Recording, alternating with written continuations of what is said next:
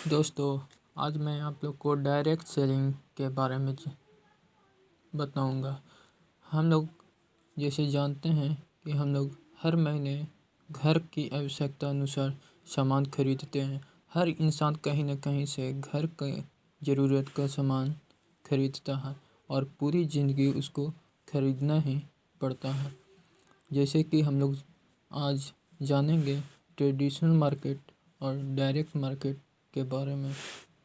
इस दोनों के बारे में अंतर स्पष्ट करूँगा। जैसे हम लोग जानते होंगे कि अगर हम लोग एक साबुन खरीदते हैं 10 रुपया में, तो हमें ये नहीं पता है कि मैन्युफैक्चरिंग इसका कितना में होता है और हमें 10 रुपया में ही क्यों मिलता है। तो मैं बताऊंगा। जैसे मैन्युफैक्चर होकर सबसे पहले डिस्ट्रीब्यूटर के पास आता है, डिस्ट्रीब्यूटर के बाद होलसेलर के पास, और होलसेलर के पास बाद रिटेलर के बाद रिटेलर के पास, रिटेलर के बाद कंज्यूमर के पास, जबकि कंज्यूमर को 10 रुपये में मिलता है। और डिस्ट्रीब्यूटर 1 रुपया रखता है और होलसेलर 1 रुपया रखता है और रिटेलर 2 रुपया और बाकी 2 रुपया एडवर्टाइजमेंट में लगता है। इसलिए हमें यहाँ पर 10 रुपया मिलता है। जबकि यहाँ पर अगर देखें तो कंज्यूमर, जैसे हम अगर देखें तो रिटेलर क्या हमारा कोई रिश्ता है जो हम इसको 2 रुपया देते हैं। इसी प्रकार से, इसी तरह से हम दूसरे तरफ डायरेक्ट मार्केटिंग को समझेंगे। डायरेक्ट मार्केटिंग यहाँ पर डायरेक्ट मैन्युफैक्चर से डिस्ट्रीब्यूटर के पास आता है, यानी कि कंज्यूमर के पास। यहाँ पर डिस्ट्रीब्यूटर और कंज्यूमर दोनों को एक ही किया गया है। आप ही डिस्ट्रीब्यूटर हैं, आप ही कंज्यूमर हैं। आप डायरेक्ट अगर खरीदते हैं तो आपको मैन्युफैक्चर से डायरेक्ट आपको सामान दिया जाता है। और ये जो यहाँ पर बीच में पैसा ये लोग खा रहे थे, वही पैसा यहाँ पर कंज्यूमर को उसके लेवल के अनुसार बांट दिया जाता है। अब हम बात करेंगे हमें डायरेक्ट सेलिंग ही क्यों करना चाहिए। यहाँ पर सबसे पहला नंबर, कम लागत में खुद का बिजनेस।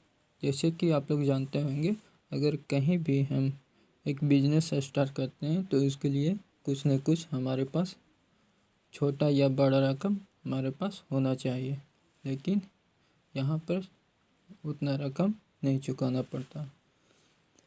एक्सपोनेंशियल ग्रोथ, जैसे कि बाहर की ओर देखें तो नौकरी करने के लिए नौकरी करते हैं तो आप अकेले जितना कमाते हैं उतना ही कर सकते हैं, लेकिन डायरेक्ट सेलिंग की जगह आप मल्टीप्लाई करके, जैसे आपके अंडर 10 लोग काम कर रहे हैं तो 10 लोग 10,000 कमा रहे हैं, तो उसका आपको 10% हिसाब से इंटू कर दीजिएगा तो आपका यहाँ पर दुगना बढ़ सकता है।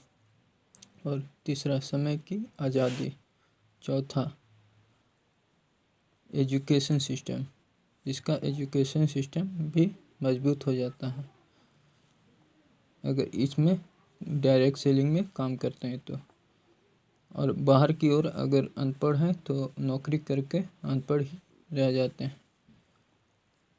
इसी जगह पर ओपन मार्केट, जैसे कि आप लोग जानते होंगे, अगर आपके गांव में चाहे आपके बगल में दुकानदार है तो उसी एरिया का मार्केटिंग आप कस्टमर बना सकता है और बाहर डिलीवर नहीं कर सकता। लेकिन इस जगह पर डायरेक्ट सेलिंग में आप कहीं भी, भारत में कहीं भी सेल कर सकते हैं। ये नहीं कि आप घर में हैं तो आप घर तक ही सीमित हैं, आप विदेश भी भेज सकते हैं। और महंगाई मुफ्त व्यवसाय, आप अगर इस बिजनेस को करते हैं तो महंगाई की सामना करना कोई कठिन बात नहीं है, जैसे कि अभी आप लोग महंगाई की सामना कर रहे होंगे।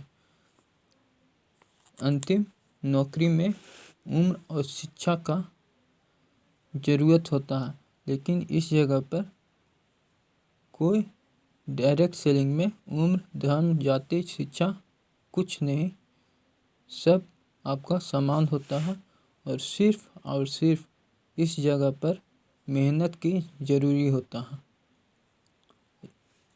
आज का विषय इतना ही था और मैं अपनी वाणी को विराम देता हूँ। अगर आपको कोई दिक्कत हो तो इस नंबर पे कॉल करके समझ सकते हैं। That's all, thank you.